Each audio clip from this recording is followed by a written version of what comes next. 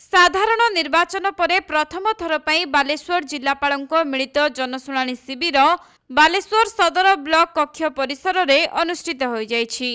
तेबे सदर ब्लॉक सम्मिलनी कक्ष रे गतकाली दिन 10:30 समय रे आरंभ होइथिबा एही शिविर रे जिलापाल आशीष ठाकरे, जिला पुलिस अधीक्षक सागरिका नाथ, अतिरिक्त जिलापाल सुधाकर नायक, जिला परिषद उन्नयन अधिकारी विश्वरंजन नायक समेत जिला मुख्य चिकित्सा अधिकारी, उपजिलापाल एवं विभिन्न विभागर अधिकारी माने उपस्थित रहिथिले।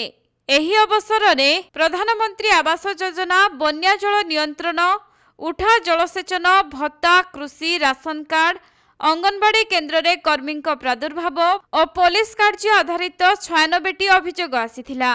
सेथिरु 16टी अभियोग सामूहिक होइथिबा बेले 78टी अभियोग व्यक्तिगत रहिथिबा सूचना मिलिछि। सेहिपरि 2 जन व्यक्तिंकु जिला रेडक्रॉस पांठिरु 5000 टंका लेखाएं सहायता प्रदान करा जाइथिबा जणा पड़िछि। सूचनायोग्य जे जुलाई मास द्वितीय सोमवार 8 तारिख रे भगराई ब्लॉक, तृतीय सोमवार 15 तारिख रे रेमुणा ब्लॉक, चतुर्थ सोमवार 22 तारिख रे उपदा ब्लॉक एवं पंचम तथा मासर शेष सोमवार 29 तारिख रे बस्ता ब्लॉक रे जनसाधारणक पई मिलित जनशुणाणी शिविर अनुष्ठित हेबो।